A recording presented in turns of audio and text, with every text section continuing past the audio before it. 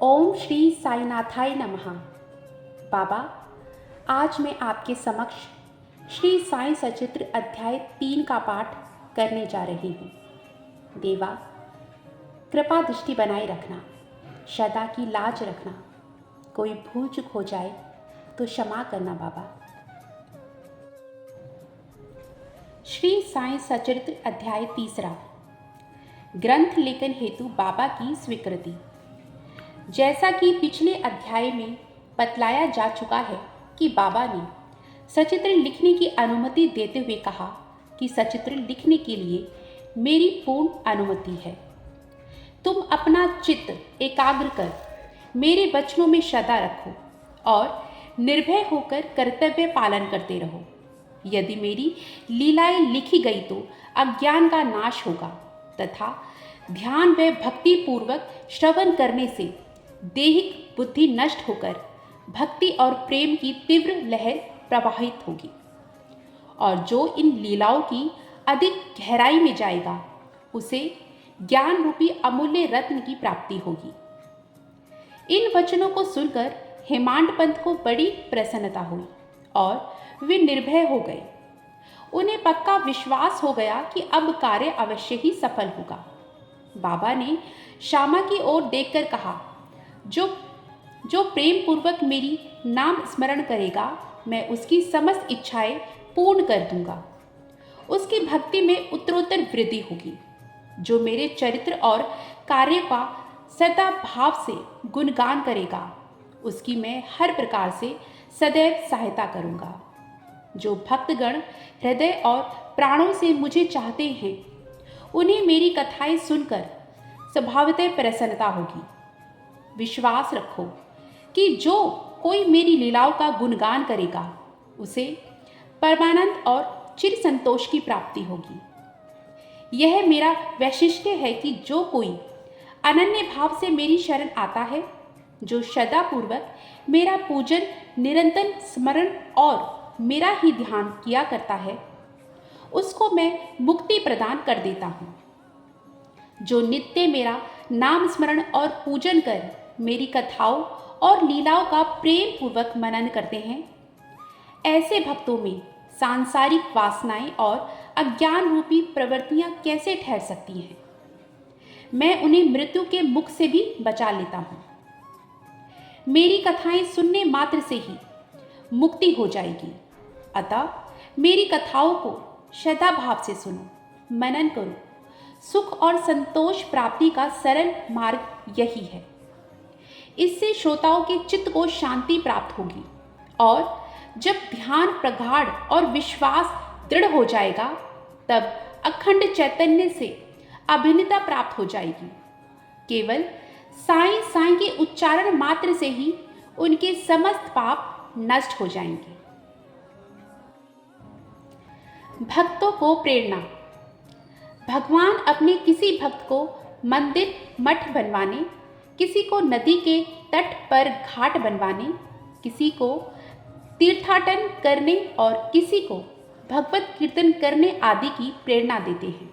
परंतु उन्होंने मुझे साईं सचित्र लिखने की प्रेरणा दी।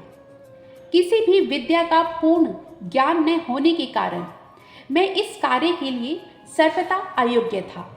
अतः मुझे इस कठिन कार्य का दुस्साहस क्यों करना चाहिए। श्री साईं महाराज की यथार्थ जीवनी का वर्णन करने में कौन सक्षम है।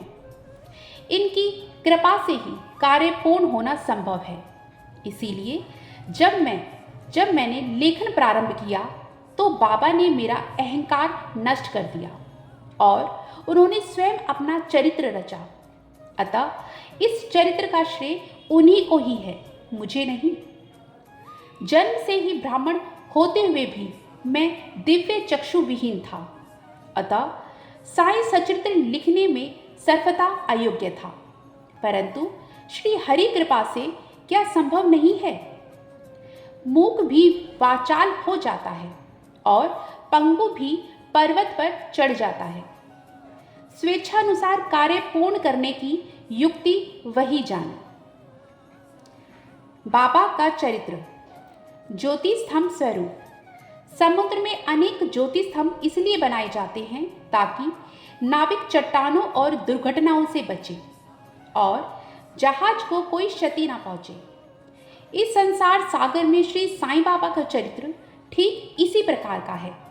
वह अमृत से भी अधिक मीठा और सांसारिक पथ को सरल बनाने वाला है।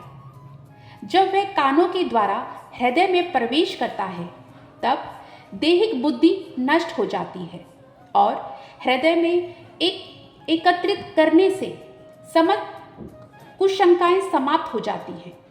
अहंकार का विनाश हो जाता है तथा बौद्धिक आवरण लुप्त होकर ज्ञान प्रकट हो जाता है। बाबा के विशुद्ध यश का वर्णन निष्ठापूर्वक श्रवण करने से भक्तों के पाप नष्ट होंगे, अतः यह मोक्ष प्राप्ति का भी सरल साधन है।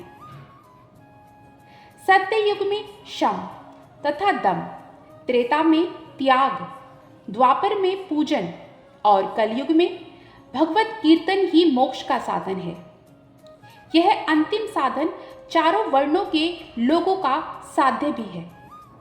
अन्य साधन योग, त्याग, ध्यान, धारणा आदि आचरण करने में कठिन है, परंतु चरित्र तथा हरि कीर्तन का श्रवण तो अति सुलभ है।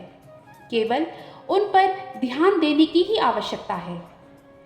कथा श्रवण और कीर्तन से इंद्रियों की विषयों के प्रति स्वाभाविक विषय शक्ति नष्ट हो जाती है और भक्त वासना रहित होकर आत्म साक्षात्कार की ओर अग्रसर हो जाता है। इसी फल को प्रदान करने हेतु उन्होंने सचित्र की रचना करवाई। भक्तगण अब सरलता पूर्वक चरित्र का अवलोकन करें और साथ ही उन्होंने उनके मनोहर स्वरूप का ध्यान कर गुरु और भगवत भक्ति के अधिकारी बने तथा निष्काम होकर आत्म साक्षात्कार करें। साईं सचित्र का सरलता पूर्वक संपूर्ण होना यह साईं महिमा ही समझे। हमें तो केवल एक निमित्त मात्र ही बनाया गया है। मातृ प्रेम। सभी जानते हैं कि गाय अपनी बछड़ी से बहुत प्रेम करती है। उसके स्तनों में हमेशा दूध भरा रहता है और जब भूखा बछड़ा स्तन की ओर दौड़कर आता है तो दूध की धारा स्वतः ही प्रवाहित होने लगती है। उसी प्रकार माता भी अपने बच्चे की आवश्यकता का पहले से ही ध्यान रखती है और ठीक समय पर स्तनपान कराती है। वह बालक का श्रृंगार ठीक ढंग से करती है, परंतु बालक को इसका कोई ज्ञान नहीं होता। बालक के सुंदर श्रृंगार आदि को देखकर माता बड़ी प्रसन्न होती है। माँ का प्यार विचित्र, असाधारण और निस्वार्थ है, जिसकी कोई उपमा नहीं है। ठीक उसी प्रकार सद्गुरु का भी प्रेम अपने शिष्य पर होता है। ऐसा ही प्रेम बाबा का मुझ पर था। उदाहरण के लिए 1916 में मैं नौकरी से रिटायर हो गया। जो पेंशन मुझे मिलती थी वह मेरे परिवार के निर्वाह के लिए पर्याप्त नहीं थी। उसी वर्ष की गुरु पूर्णिमा के दिन मैं अन्य भक्तों के साथ शिरडी गया। वहाँ अन्ना चिंचड़ी करने स्वयं ही मेरे लिए बाबा से इस प्रकार प्रार्थना की, इनके ऊपर कृपा करो। जो पेंशन इन्हें मिलती है वह निर्वाह योग्य नहीं है। कुटुंब बढ़ रहा है, कृपा और कोई नौकरी दिला दीजिए ताकि इनकी चिंता दूर हो और ये सुख से रहे। बाबा ने उत्तर दिया कि इन्हें नौकरी मिल जाएगी, परंतु अब इन्हें मेरी सेवा में ही आनंद लेना चाहिए। इनकी इच्छाएं सदैव पूर्ण होंगी। इन्हें अपना ध्यान मेरी ओर आकर्षित कर अधार्मिक तथा दुष्ट जनों की संगति से दूर रहना चाहिए। इन्हें सबके प्रति दया व विनम्रता का व्यवहार और अंतःकरण से मेरी उपासना करनी चाहिए। यदि ये इस प्रकार का आचरण कर सके तो सदा सुखी रहेंगे। अनंत कोटि ब्रह्मांड नायक राजाधिराज योगीराज परब्रह्म श्री सच्चिदानंद सद्गुरु साईनाथ महाराज की जय। जिस भी साईं भक्त ने इस अध्याय को सच्चे भाव, श्रद्धा और विश्वास के साथ सुना है, बाबा उसकी सभी मनोकामनाएं पूर्ण करें और बाबा का आशीर्वाद हमेशा उस पर और उसके परिवार पर बना रहे। यही मेरी श्री साईनाथ के श्री चरणों में प्रार्थना है। ओम साई राम, जय जय साई राम। बाबा आप सबका भला करें।